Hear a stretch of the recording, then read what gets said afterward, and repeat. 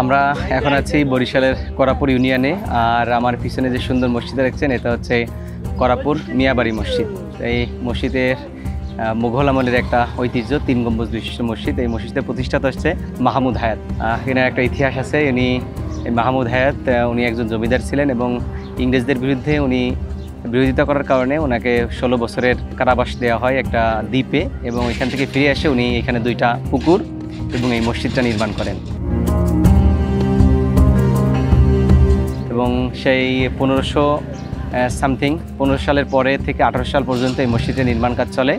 এবং এই মসজিদ সর্বশেষ সপ্তমবার 2013-14 সালে সপ্তমবার এই মসজিদের সংস্কার হয়েছে। ওনার যারা বংশধর আছে তারা এটা সংস্কার করেছেন।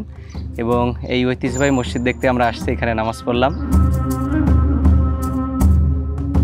মসজিদের চারপাশটা ঘুরে ঘুরে দেখছি এবং আপনাদের এই মসজিদ থেকে আমরা তথ্য দেওয়ার চেষ্টা করছি। আসলে অসম্ভব সুন্দর এই মসজিদটা মুঘল আমলের ঐতিহাসিক নিদর্শন বহন করে।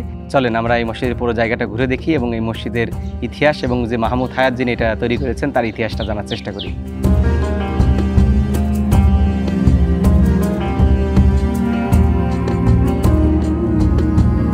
করাপুর মিয়াবাড়ি মসজিদটি মুঘল আমলে নির্মিত বাংলাদেশের একটি প্রাচীন মসজিদ। এই মসজিদটি দ্বিতল বিশিষ্ট। মসজিদটি দেখতে যেমন সুন্দর তেমনি কারুকার্যমণ্ডিত।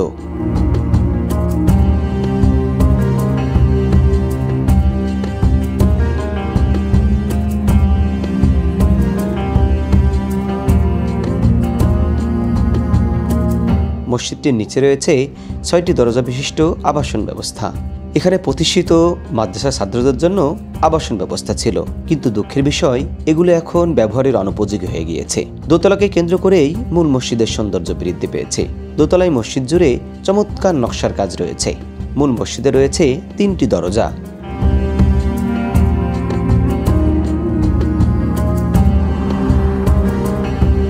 মসজিদের চারপাশে পিলারের উপর নির্মিত হয়েছে 8টি বড় মিনার।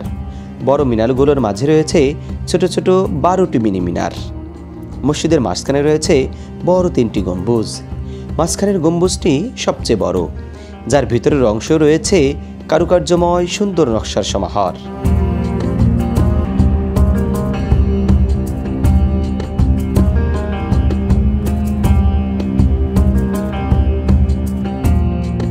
ইংরেজ শাসনের বিরুদ্ধে বিদ্রোহ ঘোষণা করা জমিদার হায়াত মাহমুদ এই মসজিদটি নির্মাণ করেন। বিদ্রোহের কারণে ইংরেজ শাসকেরা তাকে প্রিন্স অফ ওয়েলস দ্বীপে নির্বাসন করেন এবং তার জমিদারি ছিনিয়ে নেন। ইংরেজরা তার উমেদপুরের বাড়িটিও কেড়ে নেয়। দীর্ঘ 16 বছর নির্বাসনে থাকার পর দেশে ফিরে তিনি 2টি দিঘি এবং দোতলা একটি মসজিদ নির্মাণ করেন।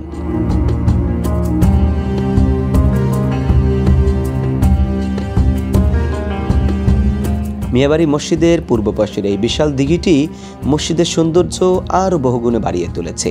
মসজিদটির দোতলায় ওঠার জন্য রয়েছে আলিশান সিঁড়ি। সিঁড়ির গোড়ায় হেলান দিয়ে বসার ব্যবস্থা রাখা হয়েছে।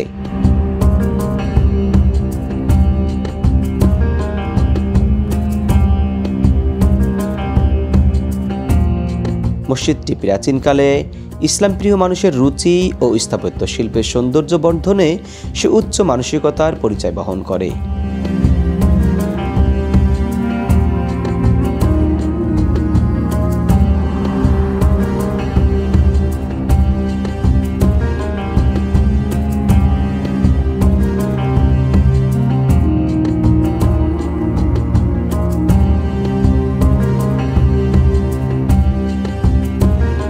আমাদের সেই মসজিদে মোটামুটি ঘোরাঘুরি শেষ। এখানে এসে আসলে একেবারে মনে হচ্ছে যে মুঘল আমলের সেই একটা ঐতিহাসিক নিদর্শন দেখে মুঘল আমলের সেই সময়ের কথা কল্পনায় ভাসছে। আসলে সেই সময়ের স্থাপনাগুলো কেমন ছিল এবং এইরকম সুন্দর একটা মসজিদ সেই সময় তৈরি করা, পাশে 2টা পুকুর, সব মিলিয়ে অসম্ভব সুন্দর ছিল জায়গাটা।